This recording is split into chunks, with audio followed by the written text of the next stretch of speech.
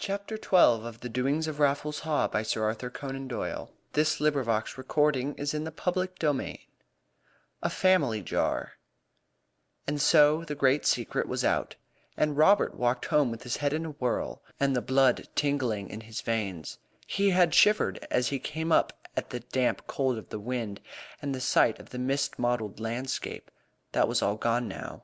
His own thoughts tinged everything with sunshine, and he felt inclined to sing and dance as he walked down the muddy, deeply rutted country lane. Wonderful had been the fate allotted to Raffles Haw, but surely hardly less important that which had come upon himself. He was the sharer of the alchemist's secret, and the heir to an inheritance which combined a wealth greater than that of monarchs to a freedom such as monarchs cannot enjoy. This was destiny indeed. 1,000 gold-tinted visions of his future life rose up before him, and in fancy he already sat high above the human race, with prostrate thousands imploring his aid or thanking him for his benevolence. How sordid seemed the untidy garden, with its scrappy bushes and gaunt elm trees! How mean the plain brick front, with the green wooden porch! It had always offended his artistic sense, but now it was obtrusive in its ugliness. The plain room, too, with the American leather chairs, the dull colored carpet, and the patchwork rug, he felt a loathing for it all. The only pretty thing in it, upon which his eyes could rest with satisfaction, was his sister, as she leaned back in her chair by the fire, with her white, clear, beautiful face outlined against a dark background. "Do you know, Robert," she said, glancing up at him from under her long black lashes, "papa grows unendurable. I have had to speak very plainly to him, and to make him understand that I am marrying for my own benefit and not for his." "Where is he, then?" "I don't know. At the Three Pigeons, no doubt. He spends most of his time there now. He flew off in a passion, and talked such nonsense about marriage settlements, and forbidding the banns, and so on. His notion of a marriage settlement appears to be a settlement upon the bride's father. He should wait quietly and see what can be done for him." "I think, Laura, that we must make a good deal of allowance for him," said Robert earnestly. "I have noticed a great change in him lately. I don't think he is himself at all. I must get some medical advice. But I have been up at the Hall this morning." "Have you? Have you seen Raffles? Did he send anything for me?" "He said that he would come down when he had finished his work." "But what is the matter, Robert?" cried Laura, with the swift perception of womanhood. "You are flushed, and your eyes are shining, and you really look quite handsome. Raffles has been telling you something. What is it? Oh, I know. He has been telling you how he made his money, hasn't he now?" "Well, yes. He took me partly into his confidence. I congratulate you, Laura, with all my heart, for you will be a very wealthy woman." "How strange it seems that he should have come to us in our poverty. It is all owing to you, dear old Robert, for if he had not taken a fancy to you he would never have come down to Elmdene and taken a fancy to someone else." "Not at all," Robert answered, sitting down by his sister and patting her hand affectionately. "It was a clear case of love at first sight. He was in love with you before he even knew your name. He asked me about you the very first time I saw him." "Tell me about his money, Bob," said his sister. "He has not told me yet, and I am so curious. How did he make it? It was not from his father. He told me that himself. His father was just a country doctor. How did he do it?" "I am bound to secrecy. He will tell you himself." "Oh, but only tell me if I guess right. He had it left him by an uncle, eh?" "Well, by a friend." "Or he took out some wonderful patent, or discovered a mine, or oil. Do tell me, Robert." "I mustn't really," cried her brother, laughing. "And I must not talk to you any more. You are much too sharp. I feel a responsibility about it, and besides, I must really do some work."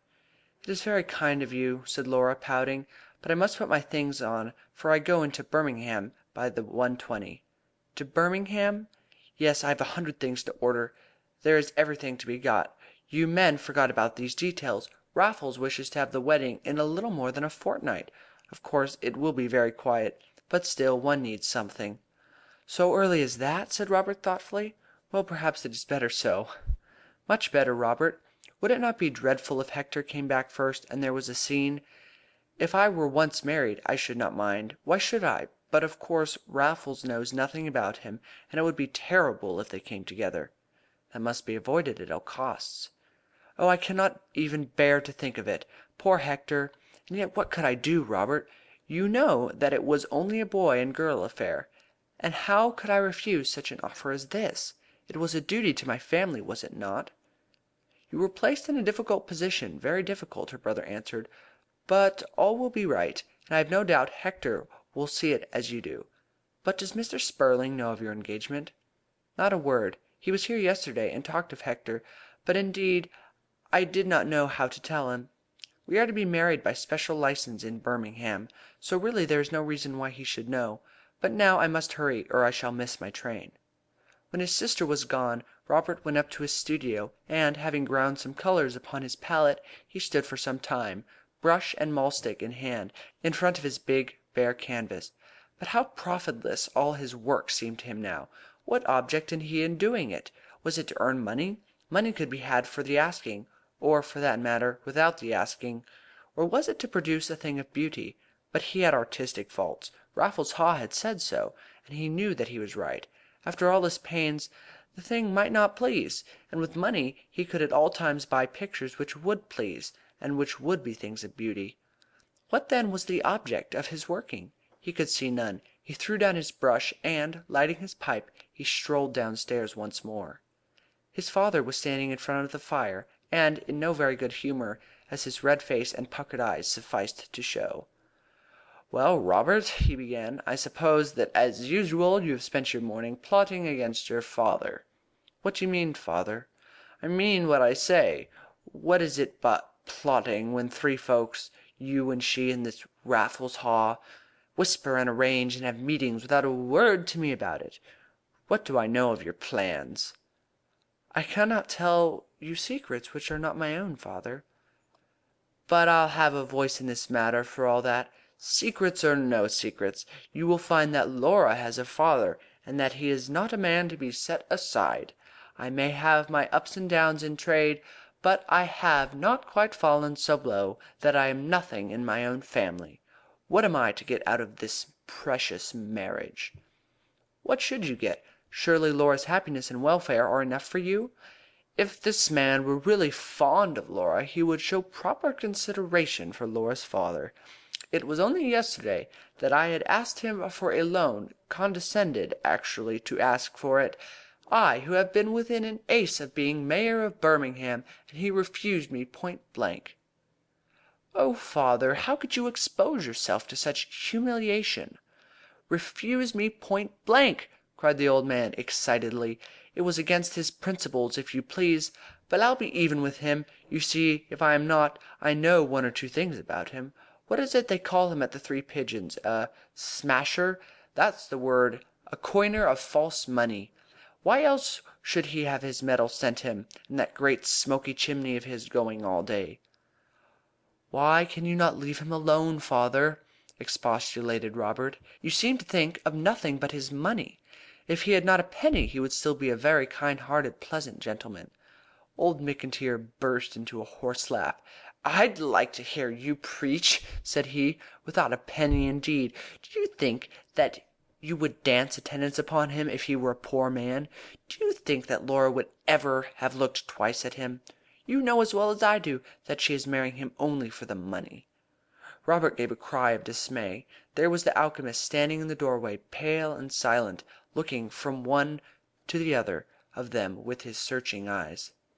"I must apologize," he said coldly. "I did not mean to listen to your words. I could not help it. But I have heard them. As to you, Mr. McIntyre, I believe that you speak from your own bad heart. I will not let myself be moved by your words. In Robert I have a true friend. Laura also loves me for my own sake. You cannot shake my faith in them. But with you, Mr. McIntyre, I have nothing in common, and it is as well, perhaps, that we should both recognize the fact." He bowed and was gone ere either of the McIntyres could say a word. "You see," said Robert at last, "you have done now what you cannot undo." "I will be even with him," cried the old man furiously, shaking his fist through the window at the dark, slow-pacing figure. "You just wait, Robert, and see if your old dad is a man to be played with." Chapter 13.